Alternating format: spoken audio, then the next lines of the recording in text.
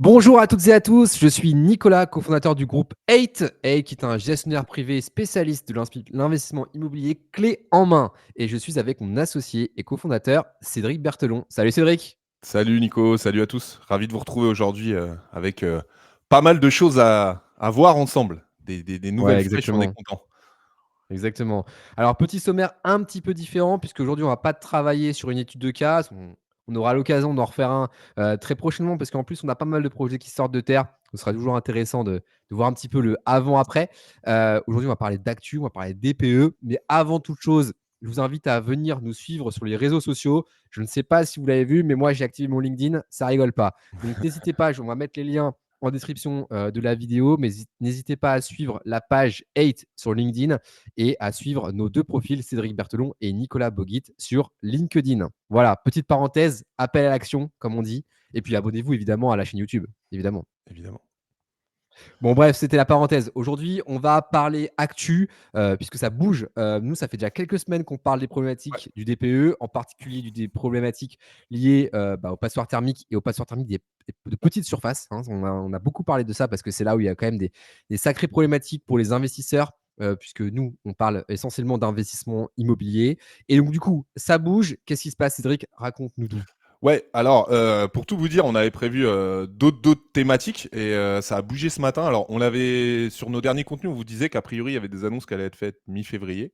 Donc on est le 12, donc on peut pas dire qu'ils aient menti. Ça reste encore très conditionnel parce que tout n'est pas hyper clair, mais on a quand même des pistes très, très sérieuses. Donc ce matin, vous pouvez regarder, hein, j'invite tout le monde à googliser, mettez DPE, vous allez voir un peu tous les médias un peu généralistes commencent à reprendre tout ça, les Échos, et cetera. Enfin bon, bref, je vous fais pas la liste et il y a beaucoup de choses. Donc il confirme bien une réforme du DPE. Donc ça, c'était un secret de polichinelle, on savait que ça allait arriver avec une différence de mode de calcul et du coup, certains biens, et tu en parlais, les petites surfaces qui risquent d'être avantagées, enfin qui vont l'être avantagées.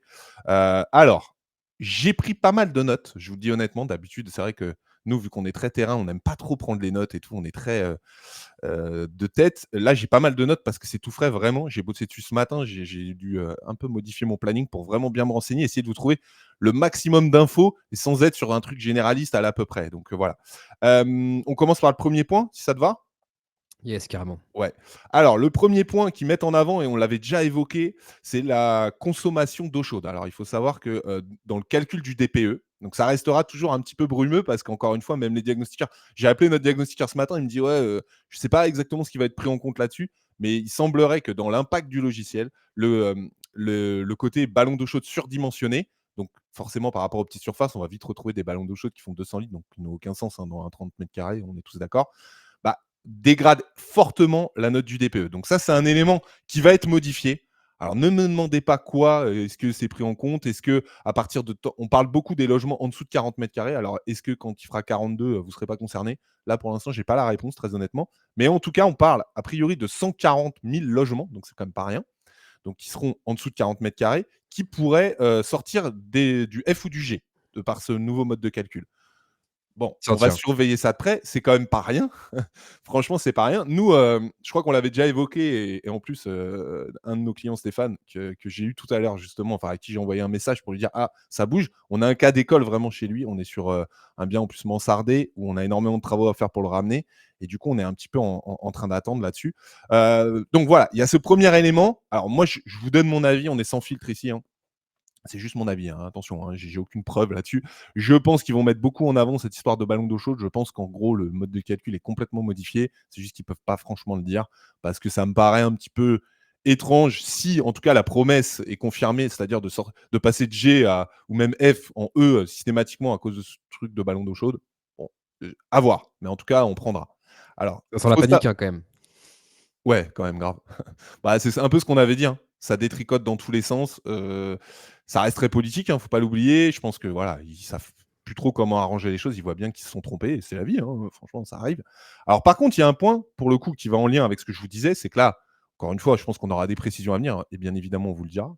Mais ils vont mettre en place, donc cette semaine, donc je sais pas, je suis allé voir ce matin, c'était toujours pas mis en place, mais bon, c'est le début de semaine, sur le site de l'ADEME, donc un simulateur. On va pouvoir rentrer notre numéro. Alors, il faut savoir, pour ceux qui ne connaissent pas, sur le DPE, pour en fait, justement, depuis qu'ils ont mis ce nouveau DPE en place, pour un peu détecter les faux DPE, parce qu'il y a des petits malins qui ont fait un petit coup de Photoshop et qui t'ont mis un petit DPE qui est pas bon.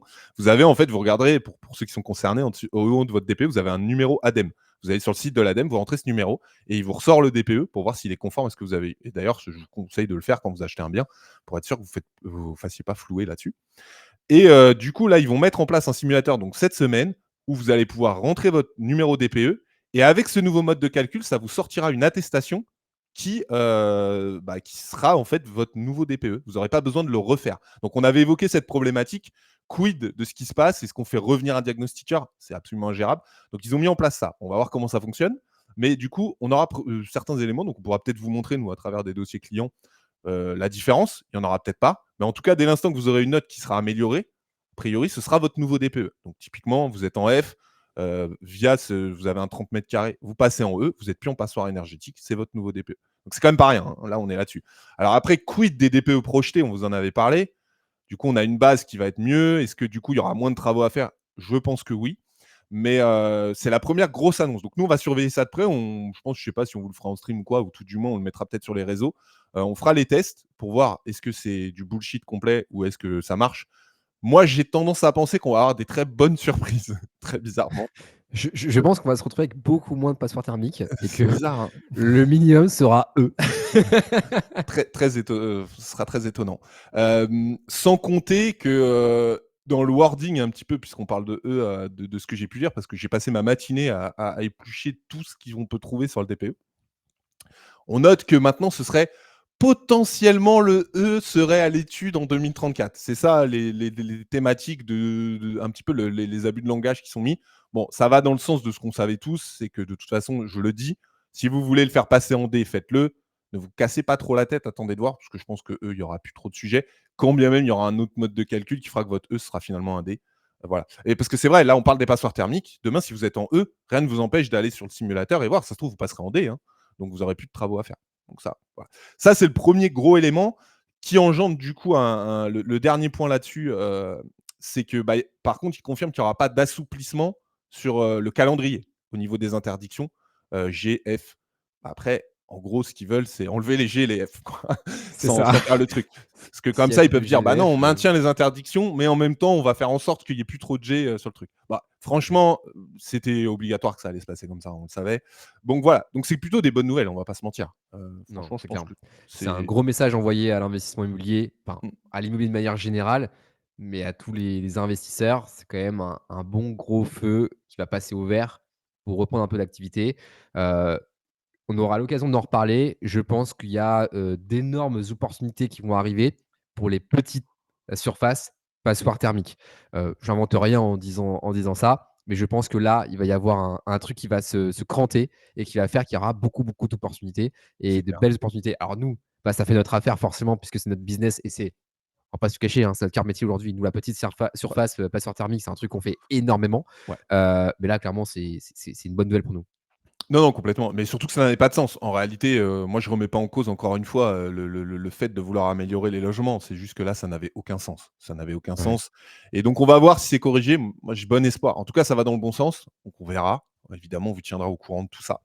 Alors, c'est pas tout ce qu'il y a. Il y a eu pas mal d'infos. Franchement, ce matin, ils nous ont pas menti. Ils avaient dit mi-février, ils ont envoyé de l'info. Alors, encore une fois, on verra si c'est confirmé, si tout passe ou quoi. Là. Alors, j'ai pas les tenants, les aboutissants. Je suis pas spécialiste de la politique. Est-ce que c'est quelque chose qui va passer rapidement? Il semblerait que ça soit assez rapide. Alors, est-ce qu'il y a besoin de repasser des lois, des trucs? Je n'en sais rien. Je vous le dis honnêtement. Alors moi, j'ai vu qu'il y avait quand même une mise en application en juillet. Donc juillet, dans l'immobilier, c'est demain, hein. Oui, Enfin oui, c'est là, ça, absolument. Ouais. on arrive au mois de mars, clairement, c'est demain. On va voir ce qui va se passer du coup. D'ailleurs, il y aura un vrai sujet, hein, parce que, pour ceux qui ne le savent pas, l'immobilier se joue, à cette période de l'année. Et Mm. le deuxième trimestre, il est extrêmement important, pour toutes les agences immobilières et tous les acteurs de l'immobilier de manière générale. Donc cette loi, quand est-ce qu'elle va passer, va impacter lourdement, Mm. l'activité économique, des acteurs de l'immobilier en France. Ouais. Après, Nico, tu sais, le truc, c'est qu'on sait tous que les DPEG, enfin, là, il y avait certains DPEG déjà qui peuvent pas être normalement plus loués, selon s'ils sont très énergivores. Normalement, c'est 1er janvier 2025. Donc, la ficelle, elle est un peu grosse, on voit bien le truc. À partir de juillet, il y aura plus de G, ce sera des F et puis ils gagnent 4 ans en gros. Ça va être ça l'histoire, hein, on va pas se C'est ça, mentir. ouais. Par contre, moi je pense vraiment, je reviens sur ce simulateur là, j'ai pas de gros espoir dessus très honnêtement, mais en même temps, je me dis ça peut être un indicateur sur la fiabilité du je sais pas, est-ce qu'il va falloir rentrer ces trucs? Est-ce qu'il y aura des choses? Est-ce que ça va être, vraiment bien suivi? Je ne sais pas. On fera un petit S live là-dessus. On Ouais, testera ouais, en direct carrément, on le les trucs et on testera, verra ouais, ce que parce ça que rend. nous, pour le coup, on a de la data là-dessus. Mais je pense que, voilà, typiquement, nous, on a des biens là qui vont arriver, sur le marché avant juillet, qui on doit démarrer des travaux, on aura quand même des indicateurs, donc on va voir. Puis on va en parler un peu avec les professionnels aussi et voir un petit peu ce qui se passe. Mais clairement, l'idée, c'est vite de sortir du bourbier parce que le 1er janvier 2025 arrive beaucoup trop vite et les gens sont pas prêts. Donc on va voir, on verra absolument tout ça. Mais comme tu le dis, juillet c'est demain. Vous dites pas ah ouais, je suis propriétaire dans 2 mois, du coup comment je vais faire? Non, non, juillet c'est demain, il n'y a pas de sujet. Vous referez votre DPE en août et on n'en parle plus quoi, hein. Mais par Mmh. contre, il faut savoir dans quoi vous mettez les pieds et ce qu'il faut faire. D'où l'idée d'ailleurs, quand vous êtes en F ou en G, surtout en F ou en E, principalement en E, tranquille, on se précipite pas trop parce que vous voyez, il y a des choses qui changent très rapidement. On parle quand même d'un DPE qui date de 2021, ça fait 2 ans et demi, hein. Ouais. Enfin, Mmh. ça fait même pas 3 ans, c'était en juillet 2021.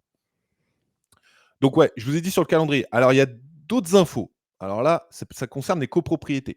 On l'avait mis en avant ici, sur le fait, et on n'était pas les seuls, hein, je veux dire les personnes qui réfléchissent voyaient déjà ce DPE et dire: «Bah, attendez, il y a déjà un point qui est problématique, copropriété, non copropriété». Demain, vous êtes propriétaire d'une maison, vous avez un mauvais DPE, vous voulez l'améliorer, bah, vous faites vos travaux, vous êtes le seul maître à bord, vous le faites. Vous êtes en copro, vous avez et là, il y a des éléments qui sont intéressants. Vous avez, une passoire énergétique. En fonction de l'étage où vous êtes, on vous en avait parlé dans un projet, on est au dernier étage, il y a de la perte par le plafond, vous avez un mauvais DPE, vous avez un problème de façade, vous avez des choses, j'en sais rien. Vous voulez voter, par exemple, un changement de chaudière bêtement, pour un chauffage, central, donc collectif, pardon. Bah, vous êtes le seul à voter oui, tout le monde vote non, vous êtes bloqué, vous gardez votre mauvais DPE et en fait, vous dites: «Bah, ouais, mais en fait, c'est pas normal» parce que celui qui habite dedans, lui, il a pas de problème, ce qui est d'ailleurs un peu bizarre.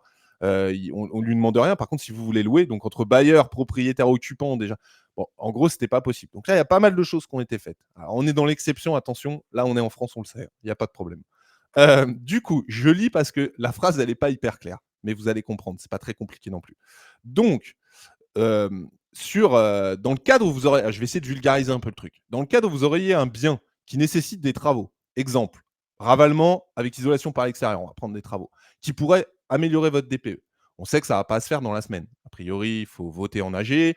Des fois même, il y a une étude, il y a un audit, il y a un dépôt de permis de construire. Si vous êtes en zone bâtiment de France, les ABF, les machins, ça peut prendre du temps. Donc là, vous auriez une suspension possible de l'interdiction pendant 2 ans. Donc admettons, vous êtes en F ou en G, vous dites: «Ouais, mais là, on est à l'étude, donc à compter de la» alors je lis, hein, parce que là, honnêtement, de la date du vote d'un programme de travaux de rénovation en AG». Je ne sais pas ce que ça veut dire. Est-ce que ce sont les travaux? Genre, par exemple, vous avez un ravalement. Est-ce que dès l'instant que vous avez voté le ravalement, vous avez 2 ans? Est-ce que c'est à partir parce que quand on fait un ravalement, pour ceux qui connaissent pas, souvent il y a un audit qui est fait avant, enfin ça se fait pas en 2 mois.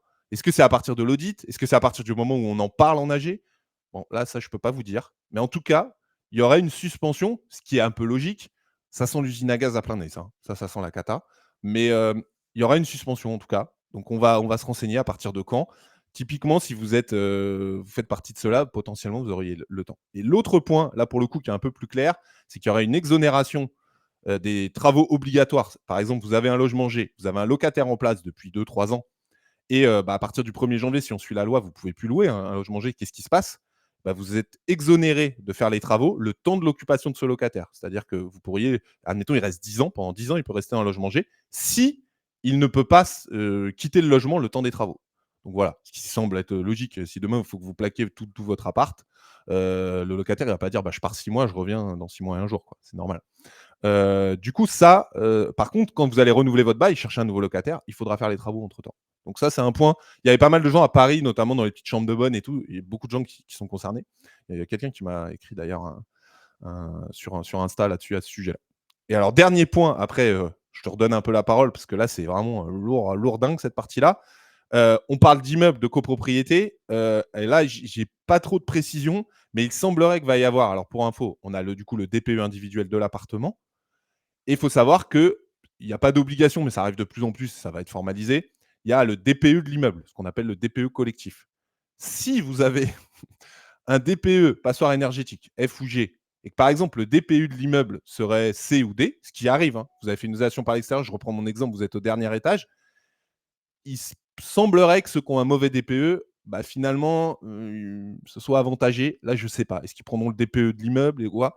Mais en tout cas, ceux qui seraient dans ce cas-là, si par exemple vous avez un DPE D et que vous êtes en F ou en G, attendez un petit peu, je pense qu'on va en savoir plus, mais il semblerait qu'à partir de juillet, le DPE collectif quand même impacte fortement, pour pas dire quasiment intégralement, le DPE individuel.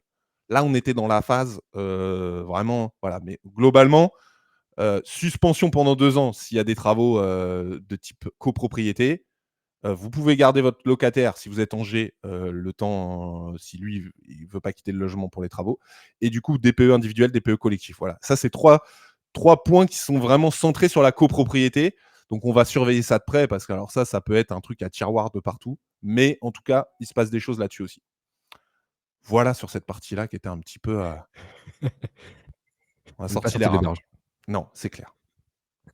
Je vais te donner un peu la parole sur cette partie-là parce qu'il y a une petite partie sur la. Là, on va dire qu'on était sur la législation parce qu'il y a d'autres choses encore qui ont été dites, hein. Ce matin, il y a beaucoup de choses qui ont été dites et pas que sur le DPE. Mais là, on va finir sur la partie travaux parce qu'ils ont aussi parlé un petit peu d'emprunt et là, on va en parler. Mais avant ça, j'ai un point aussi où je vais donner la parole sur la partie travaux. C'est qu'ils veulent simplifier le dispositif MaPrimeRénov', qui est un dispositif de crédit d'impôt, d'aide de Mmh. l'État par rapport aux travaux énergétiques. Et ils veulent aussi rendre, qui pourrait, je dis bien au conditionnel, rendre gratuit le label RGE. Donc le label RGE qui est, le nom m'échappe, est-ce que tu te souviens RGE, truc rénovation énergétique, je ne sais plus ce que c'est. Voilà, J'ai un trou. rénovation de garantie énergétique, je crois que c'est ça. C'est Oui, ça? oui, oui, Voilà. oui, c'est ça. Donc le label RGE, en gros, qui est une condition sine qua non pour obtenir les aides de l'État. Alors là, il semblerait, par rapport aux artisans, que ça se prendrait le chemin, que ce soit beaucoup plus simple de l'obtenir, Ouais. voire gratuit. Il faudrait surtout que ce soit plus rapide entre nous, si je Ouais, dois pas me je permettre. vais vous expliquer comment ça s'obtient le label RGE. C'est un processus qui est assez long et assez complexe. Il faut imaginer quand même à qui on s'adresse, hein. Les artisans, les boîtes de BTP sont généralement des gens, qui n'ont pas forcément fait d'études ou qui ont des méthodologies, pour, opérer, des dossiers, des trucs assez longs et assez, on va dire, théorique, on va dire. Mmh. Et aujourd'hui, pour être labellisé RGE, il y a déjà une prérogative, c'est d'être éligible. Pour être éligible, il faut répondre à un questionnaire suite à une formation. Donc en fait, il faut faire une formation pour être éligible à présenter un dossier RGE. Déjà, c'est bien compliqué. Cette formation, elle est forcément payante, puisque, on fait appel à des organismes de formation. C'est généralement en présentiel. C'est même sûr d'ailleurs, c'est en présentiel. Je l'ai fait, du coup, je me rappelle bien. Et derrière, il y a un questionnaire. Il faut avoir un certain pourcentage pour pouvoir être considéré éligible. Ce questionnaire, il est ce qu'il est. Je ne peux pas me vanter, mais j'ai eu 100%. Mais c'est surtout qu'en fait, tous ceux qui se sont confrontés au BTP, vous savez que certains artisans ne sont pas français ou ont du mal avec la langue française, savent lire plus ou moins bien le français et savent plus ou moins bien écrire le français. Et ben, quand vous les confrontez à un questionnaire comme celui-ci, ben, je vous laisse imaginer le résultat, ça peut être un petit peu compliqué pour eux. Ça, c'est la première chose. Derrière, pour être, en plus d'être, pour prétendre à être RGE, en plus d'être éligible par la formation et par la certification, il faut rejoindre une organisation. Donc ça, en France, il y a deux grosses organisations qui sont connues. Il y a la CAPEB, qui va plutôt être orientée petits artisans, et la FFB, la Fédération française du bâtiment, qui va couvrir un plus grand nombre d'entreprises. Donc toutes les entreprises générales du bâtiment sont généralement adhérentes à ce genre de fédération. Alors, il faut savoir qu'une adhésion, c'est payant. Ça va dépendre des organisations, mais par exemple, la FFB, ça va être un pourcentage de votre masse salariale. C'est-à-dire que si vous avez 1, 2, 3, 4, 5, 6, 7 salariés, etc., c'est de plus en plus cher puisque vous payez un pourcentage par salarié que vous avez dans l'entreprise. Voilà, je vous laisse imaginer du coup la réflexion qu'ont les artisans. Se dire pourquoi je vais payer pour rejoindre une fédération qui va rien m'apporter. Alors nous, en l'occurrence, avec Eight Innovation, on est à la fois membre de la FFB et membre de la CAPEB parce qu'on a voulu faire les choses bien. Mais je comprends qu'un artisan qui est dans son quotidien de déjà rentabiliser ses travaux, C'est de pas son vivre taf, c'est pas son de ses boulot. travaux, exactement, c'est pas son boulot de faire ça. C'est assez long. Honnêtement, ça a été assez enquiquinant de remplir l'ensemble des dossiers, etc. Nous, on l'a fait, mais je comprends tout à fait que les artisans ne veulent pas le faire et surtout pas dépenser d'argent là-dedans. Donc en fait, déjà, avant quoi que ce soit, faut déjà payer une formation, être éligible du coup derrière et payer l'adhésion à une des deux fédérations pour pouvoir espérer être RGE. Derrière, il y a un dossier à monter. Ce dossier, il n'est pas simple. Bon, sachez-le, la CAPEB, c'est quand même beaucoup plus simple. Donc, du coup, vous allez avoir un label qui s'appelle Artisan RGE, qui est un peu plus accessible, mais qui reste quand même de pas mal administratif. Et de l'autre côté, on a euh, euh, j'ai des trous de mémoire aujourd'hui. Bon, l'autre certification qui est proposée via la FFB, et là où c'est un peu plus lourd comme travail, et il y a des audits, etc., etc. Donc tout ça, ce qui fait que honnêtement, il y a quand même pas mal de barrières à l'entrée. Et en fait, aujourd'hui, quand on pose des questions aux artisans, bah, en fait, c'est plus une contrainte pour eux d'être RGE plutôt qu'une opportunité. Et ça, c'est quand même bien dommage de se retrouver dans cette situation-là, alors qu'en fait, les enjeux, bah, ils sont à ce niveau-là. Il faut qu'on aille vers Mmh. ce genre de boîte, d'organisation, et il faut favoriser ça. Et de ce fait, là, il y a une petite évolution là-dessus. Donc, ça sera, je ne sais pas si ça sera vraiment gratuit, mais en tout cas, ce sera beaucoup plus accessible, beaucoup plus simple, et c'est tant mieux. Non, c'est clair, c'est clair. Mais surtout qu'ils aillent à la simplification, enfin, je crois que c'est un peu général, hein, c'est un autre débat, mais on complexifie beaucoup les choses et en même temps que ce soit surveillé, mais donc voilà, ça va encore dans le sens parce que forcément, s'il y a plus d'entreprises qui peuvent faire ça, plus d'aide, ça va aussi, inciter les gens à aller dans ce sens-là. Je pense que c'est bien. Donc là, c'est un petit peu tous les points, qu'on a relevés ce matin sur, la partie DPE. Alors, je crois qu'il y avait le ministre écologie et ministre, du logement ou je sais plus. Ouais, On a fait bah, on ça a un vrai ensemble. ministre maintenant au logement. Ça y est, hein. Ah bah, écoute, il faut bien. Et du coup, ils ont parlé aussi du prêt parce que c'est quand même un sujet. Il y a 2 choses. Alors, on n'en sait pas énormément, beaucoup plus, mis à part qu'ils Mmh. veulent trouver des solutions. Heu, on va voir. Alors pour le coup, j'avais pas assez d'éléments, donc j'ai pas envie d'aller sur ce terrain-là. Mais ils ont dit aussi qu'ils voulaient un peu prendre soin de leurs bailleurs. Dixit, la phrase exacte, hein, c'est pas moi qui l'invente, hein. Pour pouvoir justement amener les logements. Je sais pas ce que ça veut dire, hein, prendre soin du bailleur, donc on va voir. Maintenant, je vais me baser sur 2 points qu'ils ont évoqués pour le coup, qui sont assez clairs. Alors peut-être au moment où on parle ou au moment où vous allez voir cette vidéo, il y a peut-être d'autres infos qui vont être sorties. On mettra des choses à jour et je vous invite évidemment à aller voir ou mettre dans les coms et tout ça. Enfin, n'hésitez pas, hein, là, on est vraiment sur de l'actu à l'heure près. Du coup, ils souhaitent développer en fait 2 types de prêts. Alors, on a le prêt amortissable que tout le monde connaît, qui est le prêt assez classique, qu'on rembourse, voilà, sur 20-25 ans, dont on parle souvent. Il y a d'autres types de prêts qu'on parle un dont on parle un petit peu moins, mais en réalité qui sont aussi des prêts très intéressants. Il y a le prêt in fine, le prêt hypothécaire. Donc eux, ils veulent vraiment développer ces 2 prêts-là. Je ne sais pas si tu peux nous en toucher 2 mots un petit peu, Nico, là-dessus? Juste Ouais, pour bien ceux sûr, qui pour ceux qui brièvement, hein, l'idée, c'est pas de rentrer dans les détails absolus. Ouais, bien sûr. Bah, le prêt in c'est très simple. C'est un crédit IMO qui dissocie le paiement des intérêts et le remboursement du capital. Donc, en fait, le capital, il va se rembourser à la toute fin du prêt, en une seule fois, généralement, dans la plupart des Mmh. cas. Mmh. Et les intérêts d'emprunt, eux, vont se rembourser, quant à eux, bah, au fur et à mesure des mensualités. Donc, c'est la grosse différence avec un prêt amortissable dont tu as parlé au début. Et par contre, les prérogatives pour avoir accès au prêt in généralement, en tout cas, nous, c'est ce qu'on voit, c'est que l'apport est beaucoup plus important Ouais. qu'un prêt amortissable. Le taux aussi, Généralement, le on parle taux un peu plus important. ouais, le taux est plus Mmh. important, et l'apport est de l'ordre de 30, donc c'est costaud, surtout pour les primo-accédants, primo-investisseurs. Et cette enfin, la banque tend à aussi vouloir, immobiliser une partie des fonds, vu que, bah, quand même le capital se rembourse à la fin, en demandant un nantissement. Pour ceux qui ne savent pas Ouais. ce que c'est un nantissement, c'est le fait que la banque va bloquer une certaine somme sur un compte. Vous n'aurez pas le droit d'y toucher pendant toute la durée du prêt. Donc c'est assez, contraignant, Ouais. mais quand même, c'est une première solution. Ouais, excuse-moi Nico, soit ils le bloquent, soit ils peuvent demander dans le prêt in fine. Alors après ça bouge, hein. Ils peuvent demander tous les mois une mensualité supplémentaire. Ouais. Par exemple, il y a les intérêts, l'assurance comme tu as expliqué et ils vont dire, je dis n'importe quoi, hein, 200 € tous les mois le temps du prêt, sur un placement financier. L'avantage, c'est que ça vous Mmh. rapporte des intérêts. Alors souvent, c'est des assurances vie, des choses comme ça qui sont pas non plus des C'est pas placements ouf, de hein. bah, on va pas se mentir, c'est souvent surtout très rémunérateur pour la banque, mais voilà un peu comment ça fonctionne. Et souvent, bah, ce qui se passe pour les investisseurs, c'est soit on revend tout à la fin, et auquel cas on prend le capital et souvent bah, on part du principe que je dis n'importe quoi, vous prenez même un prêt sur 15 ans, bah, ça prend de la valeur, donc l'un dans l'autre vous êtes gagnant. Soit en effet vous avez capitalisé pendant toute cette période et vous remboursez, vous prenez des loyers pleins à la sortie. C'est surtout une stratégie patrimoniale, on va pas se mentir, c'est pas forcément une stratégie qu'on va rencontrer si vous voulez faire bah, du rendement ou que vous êtes jeune, c'est plus un truc pour faire un peu le cliché, préparer sa retraite. Mais encore une fois, ça peut s'adapter à plein de situations. Mais en tout cas, ils veulent développer ça. Alors développer ça, ça se trouve, c'est quoi? C'est peut-être mettre un peu moins d'apport, peut-être, je ne sais pas. Là, j'ai pas on n'a pas les tenants, les aboutissants. Aligner peut-être les taux, je ne sais pas encore. On va surveiller ça. Et du coup, le prêt hypothécaire, bah, du coup, Nico, pareil, je te laisse en parler rapidement. Ça, pour le coup, Ouais, plus bien de gens sûr. qui connaissent. Ouais. En fait, quand vous faites, un prêt, on va dire je vais appeler ça classique parce que du Mmh. coup, comme ça parlera à tout le monde. L'immense majorité des prêts, vous avez ce qu'on appelle une garantie par cautionnement. La caution, elle est validée par un organisme, je sais pas, Crédit Logement et d'un organisme bien connu, pour la caution. Bah, une autre manière de garantir, un prêt, c'est l'hypothèque et donc l'hypothèque, c'est quoi? C'est qu'on va prendre un bien qui peut pas se bouger. Donc ça va être un terrain, ça va être un appartement, une maison, je sais Mmh. pas, ce que vous voulez, qui peut pas se bouger et qui va servir en garantie et qui fait que si vous êtes financièrement défaillant et vous pouvez plus rembourser votre prêt, bah, c'est ce bien-là qui est en garantie, qui C'est ça. sera saisi pour pouvoir rembourser votre prêt immobilier. Mmh.